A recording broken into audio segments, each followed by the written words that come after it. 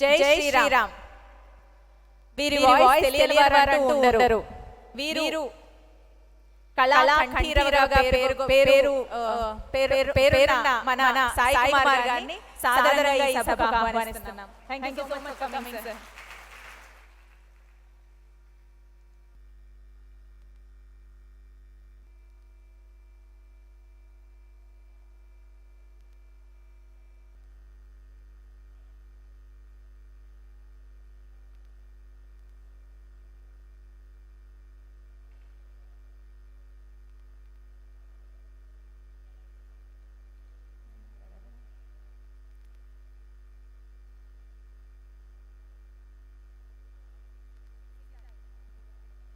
జై శ్రీరామ్. ఇప్పుడు మనకి మాట్లాడబోతున్న వక్త హిందూ జనశక్తి వ్యవస్థాపక అధ్యక్షులు, హిందూ జేఏసీ ప్రెసిడెంట్ లలిత్ కుమార్ గారు. వీరు ఎంచుకున్న అంశం సీత ధైర్యమా ధైర్యమా.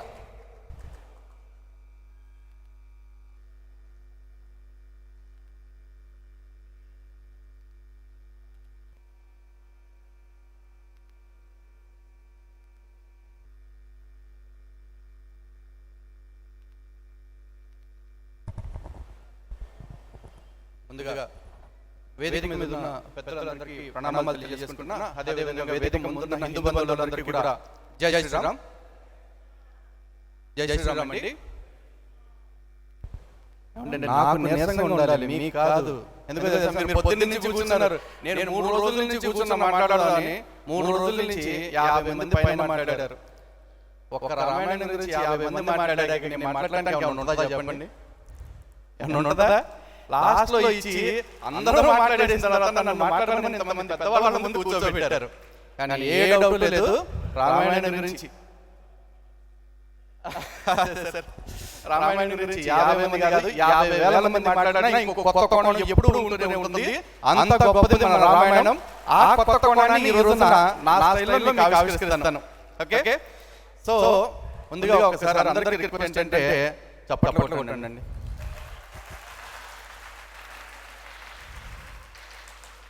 ఈ చప్పట్లు నా కోసం కాదు, ఇంత మంచి సంకల్పం చేసి ప్రపంచంలోనే మొట్టమొదటి the world's biggest conclave Ramayanam మీద పెట్టినందుకు తవాస్మి అకాడమీకి, అదేవిధంగా నారాయణం కుటుంబ సభ్యులకి, ఎన్ఎస్ఎస్ చారిటబుల్ ట్రస్ట్ వాళ్ళకి. ఇప్పుడు ఇంకా గట్టిగా చప్పట్లు కొట్టండి. వీలైతే ఒకసారి లేచి నిలబడ్డా పర్లా.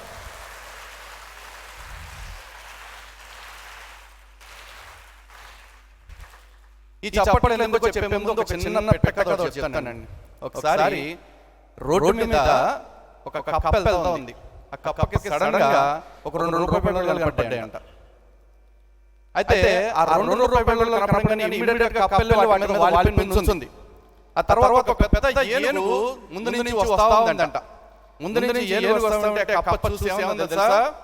ఏనుగు పక్కకు పో అందంట. ఎందుకంటే తెలుసా? దాని దగ్గర 2 రూపాయలు ఉన్నాయి. ఆ బల్బు చూసుకుని అనేది. కానీ ఈ రోజున ఎంత ఆస్తి ఉన్నా, ఆస్తిని ధర్మం కోసం ఇంత వినియోగిస్తా ఉన్నా, ఏ మాత్రం అహంకారం లేకుండా అందరినీ 3 రోజులు 4 రోజులు చూస్తున్నా. నారాయణ నాగేశ్వరరావు గారు కావచ్చు, శ్రీనివాస్ గారు కావచ్చు, నీరజ కావచ్చు, నాగేశ్వరరావు గారు సత్యమణి కావచ్చు, లేదా వారి తమ్ముళ్ళు కావచ్చు, అసలు వాళ్ళ ముఖాలు ఎక్కడైనా చిరాకు విసుగు ఉంటుందని చూస్తున్నా. నవ్వు ఎక్కడికి పోవట్లా, ఆప్యాయత ఎక్కడికి పోవట్లా. ఇంత మంచి మనుషుల్ని నేను చూడాల. అప్పుడెప్పుడు కనుక ఒక సినిమాలో విన్నా, జనతా గారి సినిమాలో ఒక క్యారెక్టర్ చూసి ఎన్టీఆర్ చెప్తారు, ఇలాంటి వాళ్ళు చాలా అరుదైన మొక్కలు అని చెప్పేసి. నిజంగా అలాంటి అరుదైన మొక్కలు కుటుంబ సభ్యులు. అలాంటి వాళ్ళని సమాజం గుర్తుంచుకోవాలి, గౌరవించాలి. అయితే వీళ్ళందరి గురించి ముందే చెప్తున్నాను అంటే ఇది స్పోర్ట్స్ కాదు, భజన కాదు, ఇంకోటి కాదు, ఏమీ కాదు. నేను ఈ డిబేట్ ఒక ఈ స్పీచ్ కి ఒక కంక్లూజన్ అనుకున్నా. ఆ కంక్లూజన్ యొక్క ఫీల్ మిస్ అవ్వకుండా ఉండాలి అంటే వీళ్ళకి ముందే చెప్పాలి వీళ్ళ గురించి. ఎందుకంటే ఆ ఎమోషన్ లో ఈ ఎమోషన్ మళ్ళీ తగ్గిపోవచ్చు. అది జరగకూడదని చెప్పేసి ముందే చెప్తున్నా. సో ఈ రోజున రామాయణం గురించి అందరూ మాట్లాడారు పెద్దలు. ఎంతమంది మాట్లాడినా రామాయణం ఎప్పటికీ నిత్యనూతనమే, ఎప్పటికీ మనకి నిత్య స్ఫూర్తి. అటువంటి రామాయణం గురించి ఈ మధ్య కాలంలో కొంచెం వినకూడని, చూడకూడని, అనుకోకూడని సంఘటనలు ఎదురవుతూ ఉన్నాయి. అందులో మీ అందరికీ తెలిసింది ఏంటంటే రాముడు అనే పాత్రని నిత్యం అవమానిస్తూనే ఉన్నారు. ఇప్పుడు సీతమ్మలాగా బతకలేని చాలా మంది సీతమ్మను విమర్శిస్తారు, రాముడిలాగా బతకడం చేతగానే చౌకలో రాముడిని విమర్శిస్తూ ఉంటారు. వీళ్ళిద్దరిని విమర్శించాలి అంటే ఓవరాల్ గా గ్రంథాన్ని అవమానించాలి కాబట్టి మొత్తం రామాయణం రాసిన వాల్మీకిని కూడా అవమానిస్తూనే ఉంటారు. కానీ ఇక్కడ వీళ్ళ ఉద్దేశాలు కనిపెట్టుకోండి. వీళ్ళ టార్గెట్ రాముడు కాదు, సీతమ్మ కాదు, రామాయణం కాదు, వాల్మీకి కాదు. వీళ్ళ టార్గెట్ భారతదేశం, భారతీయ సంప్రదాయమైన సనాతన ధర్మం. వాటిని దెబ్బతీయాలి అంటే రామాయణం మీద ఫస్ట్ నమ్మకాన్ని చెడగొట్టాలి. రామాయణం మీద నమ్మకాన్ని చెడగొట్టాలంటే మనం ఏ రాముడినైతే మాతా రామమ్మ పితా రామచంద్ర స్వామి రామమ్మ సఖా రామచంద్ర సర్వస్వమే రామచంద్రుడు దయాళుడు అని చెప్పేసి అనుకుంటున్నామో అటువంటి రాముడిని, అంటే మనం ఒక తల్లిగా, తండ్రిగా, గురువుగా, స్నేహితుడిగా భావించే రాముడిని మీ వాడు కాదు, రాముడు మంచివాడు కాదు అని ప్రచారం చేయాలి. ఇలా ప్రచారం చేయడానికి ఎక్కడో 60-70 ఏళ్ల క్రితం ఒక బులుగు కోట్ వేసుకున్న బేవర్స్ గారు రాశాడు ఏదో పుస్తకం. దాన్ని పట్టుకుని కోతి కొబ్బరి చెప్పు పట్టుకుని మాట్లాడినట్టు ప్రతోడు మాట్లాడుతూ ఉన్నాడు. ఇది పట్టుకున్న తర్వాత దొంగనాయకం వచ్చింది, అడ్డగోలు పుస్తకం రాసి దానికి విశ్వవృక్షం అని పేరు పెట్టేసి హిందువుల మనసుల్లో విషాన్ని నాటే ప్రయత్నం చేస్తూ ఉంది.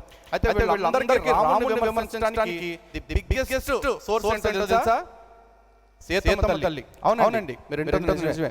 సీతమ్మ తల్లి తన వీళ్ళందరూ లాయర్లుగా అవతారం ఎత్తేశారు. లక్కీగా వాళ్ళిద్దరూ అవతారాన్ని సరిపెట్టేశారు కాబట్టి బాగుంది. కానీ లేకపోతే పని కట్టుకుని సీతమ్మకి రాముడికి ఇప్పుడు డైవర్స్ కూడా ఇప్పించేవాళ్ళు వీళ్ళు.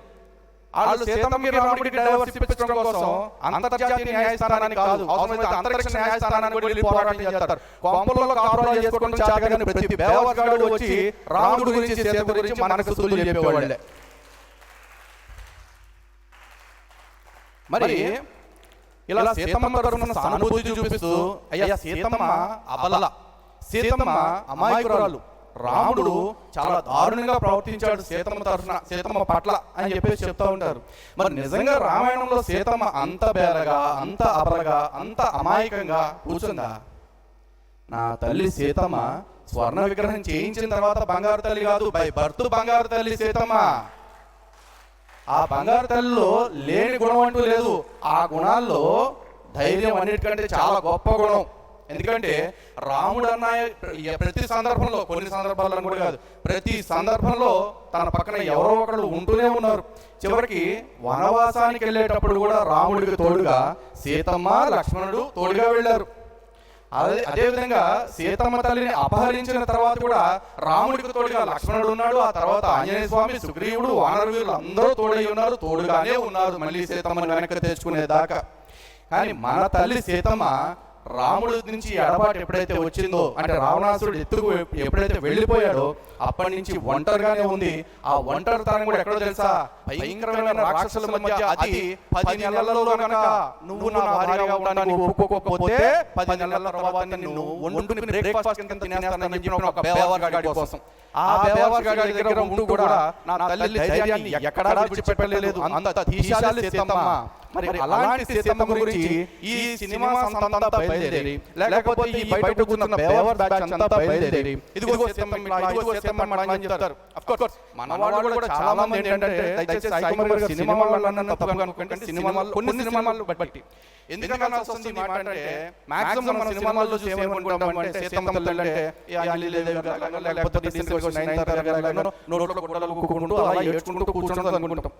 సీతమ్మ తల్లి ఆశామాషి సందర్భాల్లో ఎక్కడ ఏడలేదండి. ఆ సీతమ్మ తల్లి ధైర్యం గురించి మాట్లాడాలి రామాయణ ఆధారంగా, అది వాల్మీకి రామాయణ ఆధారంగా మాట్లాడాలంటే మనం కొన్ని ఘట్టాల గురించి మాట్లాడుకోవాలి. అందులో స్టార్టింగ్ నుంచి ఒక సీక్వెన్స్ లో వెళ్తే కనుక రాములు వారు వనవాసానికి వెళ్ళడానికి ముందు సంఘటన మాట్లాడుకోవాలి. నిజానికి పట్టాభిషేకం ఆగిపోయింది. మీరు వనవాసానికి వెళ్ళాల్సి ఉంటుందని రాముడికి తెలిసినప్పుడు రాముడు ఎక్కడ బాధపడాల, రాముడు చాలా సంతోషంగా కైక దగ్గర నుంచి వచ్చేసారు. కౌసల్యమాతతో మాట్లాడారు. కౌసల్యమాత దగ్గర అన్ని ఏమేమి మాట్లాడాలో అన్ని మాట్లాడి బయటకు వచ్చారు. ఎప్పుడైతే సీతమ్మ దగ్గరికి వచ్చారో సాక్షాత్తు రామచంద్ర ప్రభు తన దుఃఖాన్ని ఆపుకోలేక ఏడ్చేశాడు. ఎందుకంటే నన్ను నమ్మి వచ్చిన ఈ సీత ఇప్పుడు ఏం చేస్తుంది, తన అడవుల్లో ఎలా కష్టాలు పడుతుంది, లేదంటే అడవులకి రాకపోతే అంతఃపురంలోనే ఉంటే నేను లేని ఆ వియోగంతో తను ఇంకెంత దుఃఖిత అవుతుంది అని చెప్పేసి ఆయన చాలా బాధపడ్డారు. కానీ ఆ బాధతోనే రాములు వారు సీతమ్మకి చాలా జాగ్రత్తలు చెప్పారు. నేను ఈ విధంగా వనవాసానికి వెళ్ళాల్సి వస్తుంది. ఆ వెళ్ళే క్రమంలో నువ్వు అత్తమామతో ఏ విధంగా మెలగాలి, అదేవిధంగా తోటికోడలతో ఏ విధంగా మెలగాలి. ఆ తోటికోడలు బయట నుంచి వచ్చిన వాళ్ళు కాదు, వాళ్ళ చెల్లెలే. అయినా కూడా రాముల వారు వాళ్ళకి సీతమ్మ తల్లికి వాళ్ళతో ఎలా ఉండాలని చెప్పారు. అన్నిటికీ మించి భారతుడి దగ్గర నన్ను ఎప్పుడూ పొగడొద్దు, ఎందుకంటే రాజులు పరాయి వాళ్ళని స్తుతిస్తుంటే తట్టుకోలేకపోవచ్చు అని చెప్పేసి ఆయనకు వాళ్ళు నేర్చుకునేటప్పుడు వాళ్ళకి ఏవో చెప్తారు కదా, దాన్ని బేస్ చేసుకుని ఆయన కొన్ని శుద్ధులు చెప్తే సీతమ్మ తల్లి విని అలాగేనండి మీరు చెప్పారు కాబట్టి నేను అట్టాగే చేస్తానండి అని చెప్పి సరిపెట్టేలా. ఆ తల్లి చాలా కాన్ఫిడెంట్ ఏముందో తెలుసా అంటే, స్వామి ఇవన్నీ మా పుట్టింట్లో నాకు చిన్నప్పటి నుంచి నేర్పారు, ఇప్పుడు నువ్వు నాకేం కొత్తగా నేర్పక్కర్లా. తల్లి ఇట్టాగే అంది. అంటే నా టోన్లో అనకపోవచ్చు, నా మాడ్యులేషన్ అనుకోకపోవచ్చు, కానీ ఓవరాల్గా కంటెంట్ ఇదే. నాకు అన్నీ తెలుసు, మా ఇంట్లో వాళ్ళు అన్నీ నేర్పారు, ఇప్పుడు నువ్వు కొత్తగా నాకు నేర్పవసరం లేదు. ఇప్పుడు ఎన్ని ఎవరికైనా చెప్పాలనుకుంటే ఇక్కడ మిగిలిపోయే వాళ్ళని చెప్పు, నేను నీతో పాటే వస్తానా అంది. ఇది ఆ తల్లి డైలాగ్, గుర్తుపెట్టుకోండి. ఎందుకంటే ఎండ్ ఆఫ్ ద సీన్లోకి వచ్చేప్పటికి రాముడు కాంప్రమైజ్ అయ్యాడు, కానీ సీతమ్మ తల్లి ఎక్కడా తగ్గేదనే. అసలు సీతమ్మ మాటే గెలిచింది. రాముల వారు చాలా కష్టపడి ఇగో ఇవన్నీ కాదు, అడవుల్లో జంతువులు ఉంటాయి, అడవుల్లో రకరకాల మృగాలు ఉంటాయి, లేకపోతే రకరకాల పురుగులు పుట్రలు ఉంటాయి, అడవుల్లో అసలు రాళ్ళు రప్పలు కొండలు గుట్టలు వాగులు బోళ్ళు ఉంటాయి, అన్ని నువ్వు కష్టాలు పడలేవు అమ్మాయి అని చెప్పేసి చెప్పారు. అంటే ఆ తల్లి ఎవరండి? సాక్షాత్తు భూమాత బిడ్డ. ఆ డైలాగ్ కూడా అదే చెప్పింది, స్వామి నీకు అడవి కొత్త, నాకు అడివంతా, నాకు నీకు అయోధ్య మాత్రం పుట్టిల్లేమో, నాకు అడివంతా కూడా నా పుట్టిల్లే, ఎందుకంటే నేను ఆ భూజాతని అని చెప్పేసి చెప్పుకుంది. ఎవరండి భర్తతో పాటు అడవుల్లోకి వస్తానని చెప్పి ఆడవాళ్ళే వాళ్ళ? భర్తకి ఉద్యోగం పోయి ఒక 6 నెలలు ఖాళీగా ఉంటే ఈ నన్ను సరిగా పోషించట్లేదు, ఐ వాంట్ డైవర్స్ అని చెప్పేసి 2 పేపర్లు పంపించేస్తున్నారు, 3 ముళ్ళని 2 ముక్కల్లో కట్ చేసి పక్కన పెట్టేస్తున్నారు కదా. మరి సీతమ్మ తల్లి అలా అనుకుందా? లేదు, వెళ్తా, నీతో పాటు రావాలనుకుంటున్నా, నేను వస్తున్నా, ఇది ఫిక్స్, నువ్వు కూడా ఫిక్స్ అయిపో అని చెప్పేసి చెప్పింది. అప్పుడు రాములు వారు ఇంకా తట్టుకోలేక, అవి అక్కడ రాక్షసులు ఉంటారు, భూత ప్రేతాలు రకరకాలుగా ఉంటాయి అమ్మాయి అని చెప్పేసి అంటే, అప్పుడు సీతమ్మ తల్లి ఏమందంటే, ఇగో ఇవన్నీ కాదు, నువ్వు నన్ను కాపాడగలవని నేను అనుకుంటున్నా, నువ్వు గనక ఒకవేళ నన్ను కాపాడటం కష్టమవుతుందేమో అని చెప్పేసి నువ్వు నన్ను అడవికి తీసుకెళ్ళటం మానేస్తే మా నాన్న ఏమనుకుంటాడో తెలుసా? అంటే ఏమేమనుకుంటుందని ఫీలింగ్ చెప్పట్లా. మా నాన్న ఏమనుకుంటాడో తెలుసా? జనక మహారాజు నా అల్లుడు రూపానికి పురుష రూపంలో ఉన్నా కూడా స్త్రీ అనుకుంటా బుద్ధిని బట్టి అని చెప్పేసి అనుమానిస్తాడేమో అని చెప్పేసి చాలా గడుసుగా వాళ్ళ నాన్నగారి మీద నెపం పెట్టేసి రాముల వారికి ఒక రకమైన పౌరుషాన్ని తెప్పించే ప్రయత్నం చేసింది. పౌరుషాన్ని తెప్పించే ప్రయత్నం అంటే ఆయనకి లేదని కాదు, అంటే ఈ పర్టికులర్ విషయంలో. ఆ తర్వాత నువ్వు ఇలాగే గనక వదిలేసి నన్ను అడవికి తీసుకెళ్ళటానికి గనక నువ్వు మొహవాడు పడితే ఊళ్ళో వాళ్ళందరూ కూడా అనుకుంటారు రాముడికి పరాక్రమం లేదేమో, భార్యను కాపాడుకోలేక అడవికి తీసుకెళ్ళలేదు అనుకుంటారు. ఇవన్నీ నీకు బాధ అనిపించకపోవచ్చు రామా, కానీ నాకు చాలా బాధ అనిపిస్తుంది. చూడండి ఆ తల్లి తెలివి, ఆ తల్లి గడుసుతనం ఎక్కడ ఏమైంది? మరి ఏమీ చూడకుండా అసలు ఎంత దరిద్రంగా తయారు చేశారంటే చివరికి సీత పేరు పెట్టుకుంటేనే కష్టాలు వస్తాయి అని చెప్పేసి పేరు పెట్టడానికి కూడా వెనకాడే దౌర్భాగ్యులను తయారు చేశారు మన సమాజంలోనే. మరి ఇలాంటివన్నీ జరుగుతున్నప్పుడు ఈ అబద్ధాల కోటల్ని బద్దలు కొట్టి నిజాల నిగుతుంది. జనాలు వింటున్నారా లేదా? ఒక్కసారి అందరూ నిద్రపోతున్న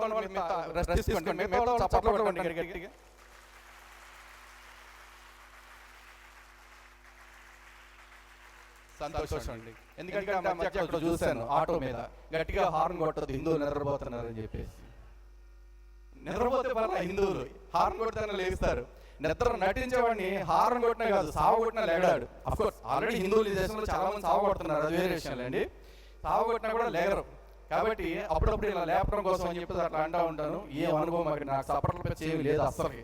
ఓకే, సో ఇక్కడ నుంచి చూసుకున్నట్లయితే కనుక ఇక రెండో సంఘటన ఒకటి మనం మాట్లాడుకోవాల్సి ఉంటుంది.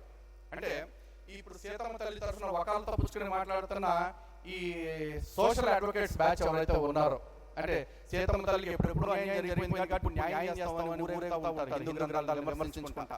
అలాంటి సోషల్ అడ్వకేట్స్ బ్యాచ్ అందరికీ కూడా బుద్ధి చెప్పాల్సిన బాధ్యత ఒక లలిత మహమ్మద్, ఒక కరుణాకర్, ఒక రామనారాయణ వాళ్ళు కాదండి, ప్రతి హిందువుది కూడా.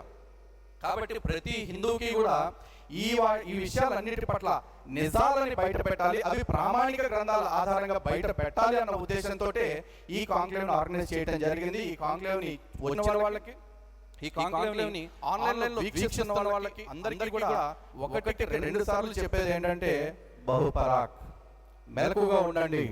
హిందూ సమాజం మీద ఎప్పుడూ లేనంత భయంకరమైన కుట్రలు ఈ మధ్య కాలంలో మొదలయ్యి, దీనికి ముందే మన వక్త ఒక ఆయన చెప్పారు, రాముడి యొక్క ప్రూఫ్స్ చాలా మంది అడుగుతూ ఉంటారు. అడిగేవాళ్ళు అడగండి, 2000 సంవత్సరాల క్రితం పుట్టాడని చెప్తూ, అంటే కన్యకు పుట్టాడో ఇంకెవరికి పుట్టాడో తెలియకపోయినా పుట్టాడని చెప్పుకుంటూ, అసలు పుట్టినరోజే లేకపోయినా ప్రతి సంవత్సరం పుట్టినరోజు జరుపుకుంటున్న వాళ్ళు ఎవరైతే ఉన్నారో వాళ్ళు వచ్చి ఈ రాముడు నిజమేనా అంటాడు. నా రాముడు నిజమా అబద్ధమా నీకు చెప్పాల్సిన అవసరం నాకు లేదు. ఈ రోజున నేనున్నాను అంటే మా నాన్నగారు మాత్రమే ఉన్నట్టు కాదు, వాళ్ళ నాన్న వాళ్ళ నాన్న వాళ్ళ నాన్న వాళ్ళ నాన్న ఇలా పరంపర వెతుక్కుని వెళ్తే ఎక్కడెక్కడో ఉంటుంది. కానీ మా ఇంట్లో మా నాన్నగారి ఫోటో మా తాతగారి ఫోటో తప్ప ఏమీ లేవు. అంత మన వాళ్ళు లేనట్టేనా? ఈ రోజు మరి రాముడి గురించి ఆధారాలు అడుగుతున్న వాళ్ళందరికీ కూడా ఇదే సమాధానం చెప్తున్నా. అయితే మూసుకుని రాముడిని నమ్మండి, లేదంటే తొత్తు కొడగలరా మూసుకుని కొంపల్లో కూర్చోండి. చెప్పులు తిగిపోతే వీధుల్లోకి వచ్చి నా రాముడికి ఆధారం అడిగినా, నా సీతమ్మకి ఆధారం అడిగినా, నా భారతదేశ చరిత్రలో ఏ ఒక్కళ్ళ గురించి ఆధారం అడిగినా కూడా జై శ్రీరామ్. ఇక రెండో సంఘటన గురించి మనం మాట్లాడుకుందాం. ఎందుకంటే మాట్లాడుకుంటే ఎమోషనల్ చాలా వెళ్ళిపోతాయి. ఇప్పటికే చాలా నన్ను నేనే గొంతు నొక్కేసుకుని మాట్లాడాలి. ఎందుకంటే మాట నోరు తెలిస్తే మాకు నోటమాట ఫస్ట్ క్రిముల గురించి వస్తుంది. ఎందుకంటే ఈ దేహానికి అత్యంత ప్రమాదకరమైన క్రిములు అండి. ఈ ప్రపంచానికి అత్యంత ప్రమాదకరమైన క్రిములే, కాకపోతే క్రియేట్ క్రిస్టియన్లు, మూవ్ అంటే ముస్లింలు. ఓకే, కాబట్టి ఈ ప్రపంచాన్ని నాశనం చేస్తున్న క్రిముల పట్ల కూడా జాగ్రత్తగా ఉండాలి. అందరికీ ఇదే చెప్తా, కానీ ఇది దానికి వేదిక కాదు కాబట్టి నన్ను నేను కన్స్ట్రెయిన్ చేసుకుని అలా లాగించేది కాదు. ఓకే, అయితే మరి అవగాహన లేక చేస్తారో తెలియదు, అమ్ముడు పోయి చేస్తున్నారో తెలియదు, కానీ కొంతమంది పుస్తక రచయితలు కావచ్చు, కొంతమంది సినిమా వాళ్ళు కావచ్చు, సీతమ్మ విషయంలో ఇదే తప్పు రిపీటెడ్గా చేస్తూ ఉన్నారు. నిజానికి ది వారియర్ ప్రిన్సెస్ మన సీతమ్మ యోధురాలు. ఎంతటి యోధురాలు అంటే రావణాసురుడు ఎత్తుకుపోయేటప్పుడు కొన్ని చూడాలండి. మామూలుగా సినిమా చూడంగానే మనకి ఎట్లా ఉంటుందంటే రావణాసురుడు ఒక జంగమదేవర వేషంలో వస్తాడు. ఏ వేషంలో వచ్చాడు అది కూడా చూపించారు. జంగమదేవర వేషంలో వస్తాడు. సీతమ్మ తల్లి భిక్ష వేయడం కోసం బయటకు వస్తుంది. సడన్ గా రావణాసురుడు వాడి ఒరిజినల్ రూపానికి రాగానే సీతమ్మ తల్లి ఎలా మోర్చపోద్ది అనమాట. బయట అంత సీన్ లేదండి. సీతమ్మ తల్లి ఏమీ మోర్చపోలేదు. సీతమ్మ తల్లి చాలా స్ట్రాంగ్ గా ఏదో సిగ్గు లేదా, నా భర్త లేనప్పుడు ఇలా మారు వేషంలో వచ్చిందే కాకుండా నన్ను ఎత్తుకుపోతానంటున్నావా, ఎందుకు వచ్చిన పోయే కావాలా నీకు, నన్ను పట్టుకుంటే సర్వనాశనం అయిపోతావు అని ఆవిడ ఆ సందర్భంలో ఉపమానాలు కూడా చెప్పింది. వాడు ఏమంటాడు, నువ్వు నన్ను చేపట్టు సీత అని చెప్పేసి హెచ్చరిస్తే, ఒరే నువ్వు ఒక నక్కవి, నేను ఎవరో తెలుసా, నేను ఒక ఆడ సింహాన్ని. ఇదే మాట సీతమ్మ తల్లి వాడింది. ఇలాంటి ఆడసింహాన్ని పట్టుకుని మన చేతిలో కర్చీఫ్ను బయట చెంగు పెట్టేసి సీతమ్మ తల్లి పనంతా కూడా నోట్లో కుక్కోవడం అని చెప్పేసి చెప్తా ఉన్నారు. మరి బాధ వేస్తుంది కదా. మరి బాధ చేసినప్పుడు అందరూ ఒకే టైప్ చెప్పరు, మేము కొంచెం ఇట్లా మోటుగా చెప్తాము.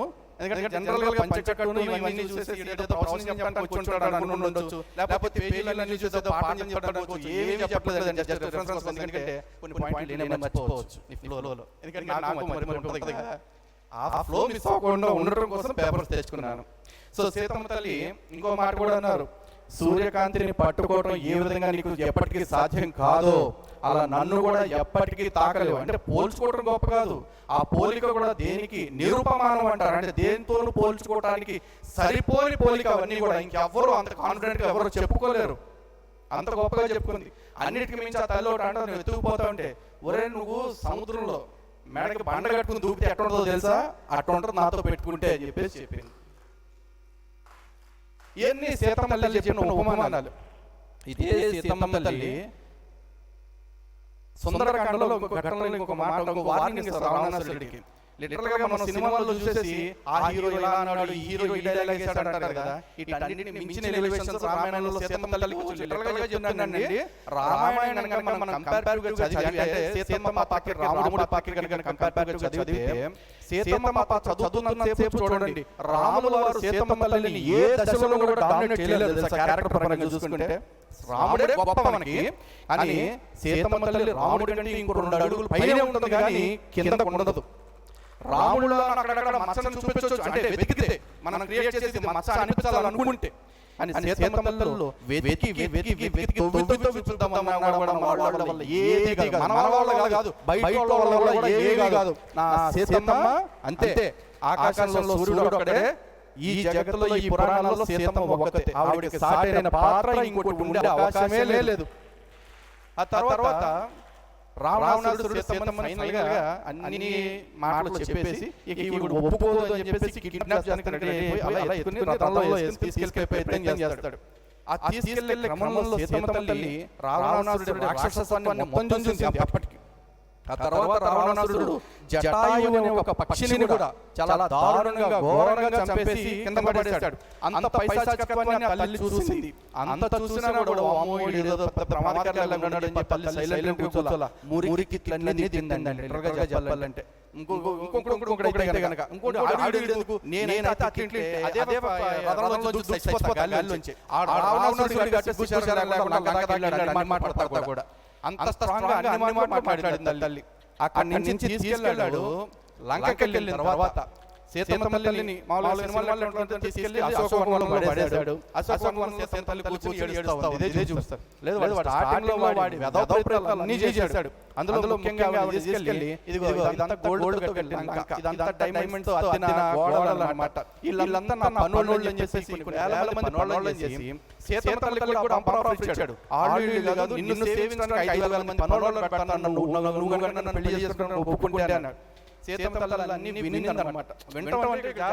గుర్తుపెట్టుకోండి, సీతమ్మ తల్లి ఎందుకు వినింది అంటే ఆయన అసలు ఎడగట్టు కూడా చూడలేదు కాబట్టి తల్లి. ఆడు బంగారం కాదు, వజ్రాలు కాదు, ప్రపంచం మొత్తాన్ని తెచ్చి పాదాల దగ్గర పెట్టినా కూడా చూడదు సీతమ్మ తల్లి. చూస్తే సీతమ్మ అయితే మనం సీతమ్మ భక్తులు వెతుకుతాం, అవదు కదా. సో సీతమ్మ తల్లి అన్ని వినేసి ఒకే మాట అన్నమాట. అప్పుడు దాకా 1000 సార్లు చెప్పిన డైలాగ్ 1000 ఒక్కసారి చెప్పింది. మనకి 1000 ఒక్కసారి కాదు, 10,000 ఒక్కసారి విన్నా కూడా డైలాగ్ గొప్పగానే ఉంటుంది. ఏముందో తెలుసా? ఒరే నువ్వు నన్ను ఆశపడ్డ రోజు నీ సావు కన్ఫర్మ్ రా, చచ్చిపోతావు, నువ్వు బతకవు, ఎట్టి పరిస్థితుల్లో బతకవు అని చెప్పింది సీతమ్మ. ఇంత స్ట్రాంగ్ గా మాట్లాడే ఆడవాళ్ళు మనకి చుట్టుపక్కల ఇప్పుడు సమాజంలో ఎవరైనా ఉన్నారా? లేరు కాబట్టిగా మన ఆడవాళ్ళు తేరగా దొరుకుతున్నారని ఆ ఆడవాళ్ళందరినీ అరబ్ దేశాల్లో కమ్ముకుని మన ఆడపిల్లలు లవ్ జిహాద్ పేరుతో లేపుకుపోతున్నారు కొంతమంది యదవలు.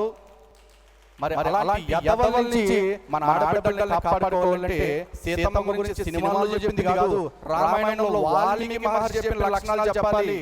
ప్రాణం పోవచ్చుగాక కానీ క్యారెక్టర్ పోకూడదు అని సీతమ్మ అనుకుంది కాబట్టి సీతమ్మ అంత స్ట్రాంగ్ గా కూర్చుంది. లేకపోతే మీరే చూడండి, 13 సంవత్సరాలు నిష్ఠుర బ్రహ్మచర్యం గడిపారు వాళ్ళు. 1 సంవత్సరం 2 సంవత్సరాలు కాదు అంటే 13 సంవత్సరాలు సీతారాముల మధ్య సాంసారిక జీవితం లేదు. పైగా చిన్నప్పటి నుంచి రాజభోగాలలో పుట్టి పెరిగిన బంగారు తల్లి అడవుల్లో రాముడితో పాటు ఉంటుంది.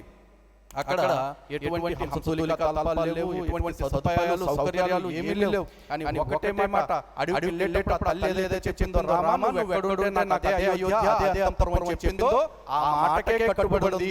చనిపోయేదాకా ఆ మాటకే కట్టుబడింది. చనిపోయేదాకా కాదు, ఐ మీన్ శరీరాన్ని భూప్రవేశం చేసేదాకా ఆ తల్లి ఆ మాటకే కట్టుబడింది. అదే మరి సీతమ్మని విమర్శిస్తున్న కొంతమంది ఎవరైతే ఉన్నారో వాళ్ళందరికీ సూటి ప్రశ్న వేస్తున్నా. ఒక సంవత్సరం కాదు, ఒక 2 నెలలు 3 నెలలు మీ భర్త మీకు దూరంగా ఉంటే మీరంతా జితేంద్రియులుగా ఉండగలుగుతారా?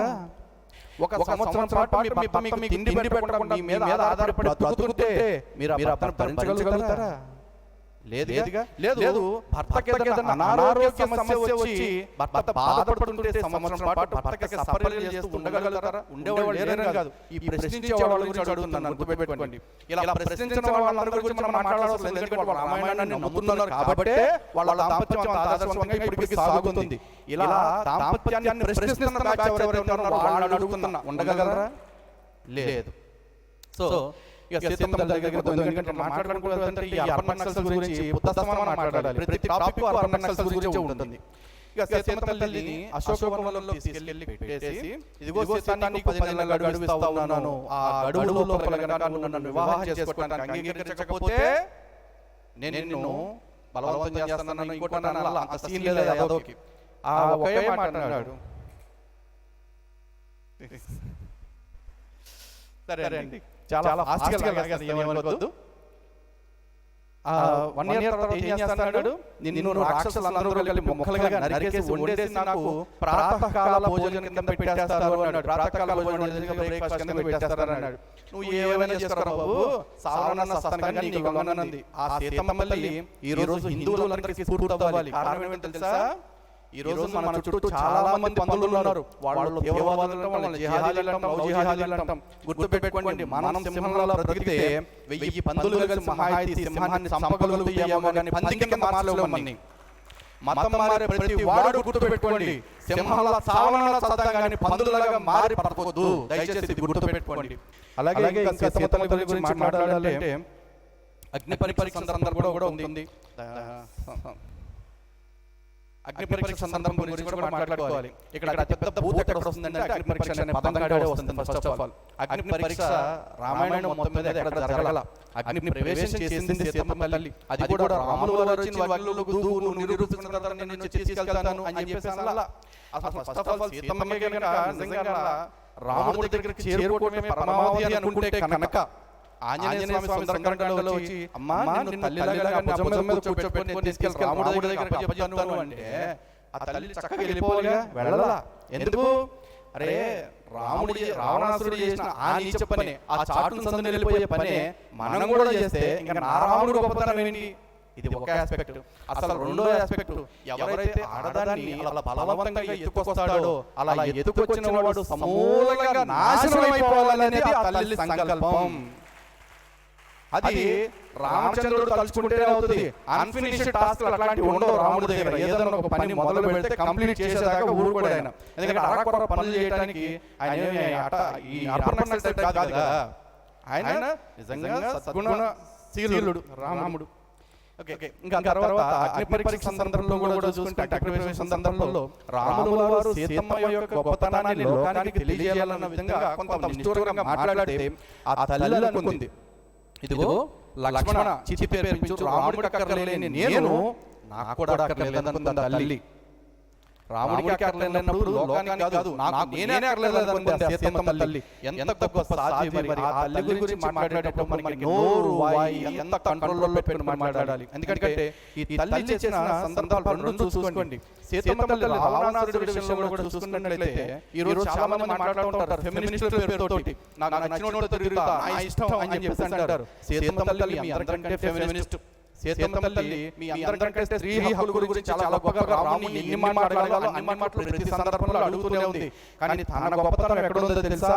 నా బాడీని టచ్ చేయడం అనేది నా చాయిస్. నా బాడీ అనేది పబ్లిక్ ప్రాపర్టీగా ఎవరు పడతాడో చేసుకోవడానికి నేను ఒకరికి డెడికేట్ చేశానంటే నా లైఫ్ మొత్తం వాళ్ళకి డెడికేట్ చేశానని అర్థం. నా తనువు మనసు అన్ని కూడా అనుకుంది. అందుకే ఇంకొకరికి మనసులో స్థానం వల్ల ఇంకొకటి తనువు తాకే అవకాశం కూడా ఇవ్వలేదు తల్లి. అది సీతమ్మ యొక్క గొప్పతనం. అందుకే ఆ సీతమ్మని ఇప్పటికీ కూడా మనం కొలుచుకుంటున్నాం. ఆ సీతమ్మని ఇప్పటికీ కూడా మనం రాముడి కంటే గొప్పగా చెప్పుకుంటూ ఉన్నాం. ఆ సీతమ్మ ఆభిజాత్యం అనుకోండి, అహంకారం అనుకుంటారు, కొంతమంది దంభావం అనుకుంటారు, వాళ్ళ ఇష్టం. కానీ ఆత్మాభిమానానికి నిలువెత్తు రూపం, ధర్మానికి నడిచే ప్రతిరూపం ఆ తల్లి. అలాంటి సీతమ్మ తల్లి గురించి ఈ రోజు మాట్లాడుతున్నందుకు నాకు చాలా గర్వంగా ఉంది. ఎందుకంటే రాముడు తన గురించి పొగిడితే తాను సంతోషిస్తాడో లేదో నాకు తెలియదు, కానీ నా తల్లి గురించి చెప్తుంటే మాత్రం 100% రాముడు సంతోషిస్తాడు. ఇంత మంచి సదస్సులో నా తల్లి గురించి నేను చెప్తుంది ఖచ్చితంగా నాకు గొప్పే కాబట్టి నా రాముడు నన్ను ఆశీర్వదిస్తాడని నేను నమ్ముకుంటా ఉన్నాను. అలాగే ఇక ఉత్తరాఖండ్ కావచ్చు, ఇంకా చాలా సందర్భాలు ఉన్నాయి. అన్ని చెప్పాలి అంటే ఇప్పటికే చాలా సమయం తీసేస్తున్నాను కాబట్టి తొందరగా ముగించేస్తున్నాను. ముగించే ముందు ఒక్క మాట ఏంటంటే, అంటే చెప్పాల్సిన కంటెంట్ చాలా ఉంది కాబట్టి సమయం పెద్దలు ఉన్నారు కాబట్టి వాళ్ళు ఇబ్బంది పెట్టలేను కాబట్టి ఒక్క మాట చెప్తాను. రాముడి గురించి ఆధారానికి యదవుల గురించి చెప్పా కదా, అలాంటి వాళ్ళందరికీ మనకి రామాయణంలోనే ఒక స్ఫూర్తిదాత అయిన ఒక క్యారెక్టర్ ఉంది. ఆయన పేరు జటాయు. జటాయువుని ఎప్పుడు కూడా మనం ఒక యాంగిల్లో చూస్తాము. ఆయన సీతమ్మ తల్లిని కాపాడడానికి వచ్చారు, రావణాసురుడి చేతిలో రెక్కలు నరికేసిన తర్వాత చనిపోయారు, అది మాత్రమే చూస్తాం. కానీ చనిపోయే ముందు రావణాసురుడి దగ్గరికి వచ్చి మొట్టమొదట తాను పరిచయం చేసుకుంటానికి ఒక శ్లోకం చెప్పారు. దాన్ని యథాతథంగా ఫస్ట్ ఒక శ్లోకం చెప్పారు. నిజంగా అన్ని శ్లోకాలు చెప్పడానికి నాకు సమయం సరిపోక మాట్లాడలేదు. దశగ్రీవ స్థితో ధర్మే పురాణే సత్య సంశ్రయః జటాయుర్నామనామ్నాహం మృతరాజో మహాబలః అని చెప్పేసి పరిచయం చేసుకున్నారు.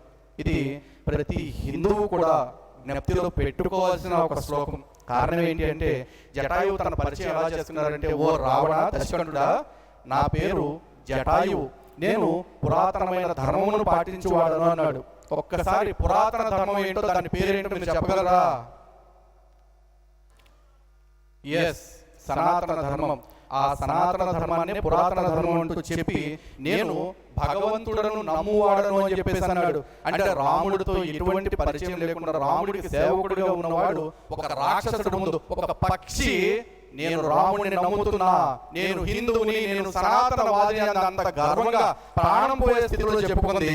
ఈ రోజు మనం మనుషుల మధ్య బ్రతుకుతూ, మోసగాళ్ల మధ్య బ్రతుకుతూ, కొంతమంది రామాయణం గురించి, రాముడి గురించి ఏమీ తెలియని నిరక్షర కుక్షులు, కొంతమంది అక్కు పక్షులు మన ధర్మం గురించి మాట్లాడుతుంటే మనం కనీసం నేను హిందువుని అని చెప్పుకోలేక, మాకు మతంతో పెద్ద పట్టింపు లేదండి.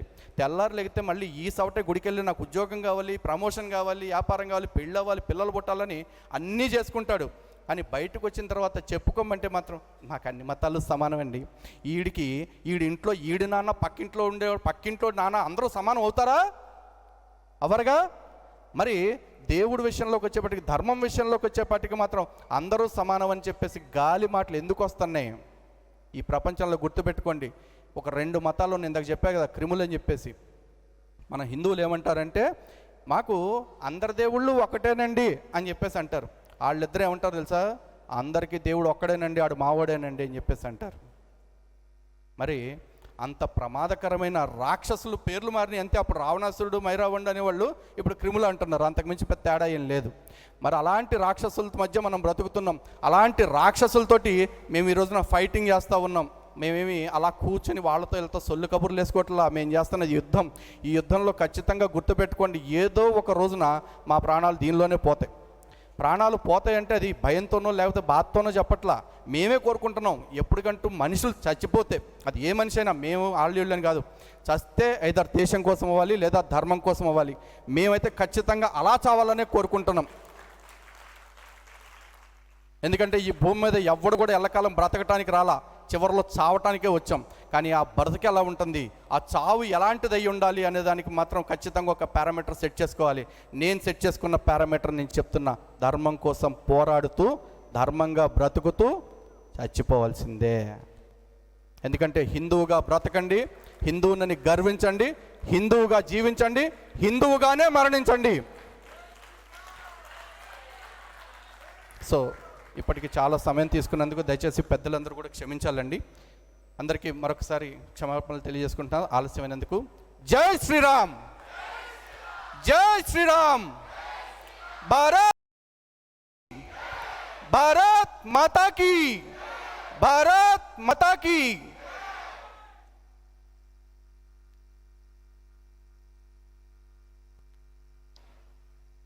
జై శ్రీరామ్.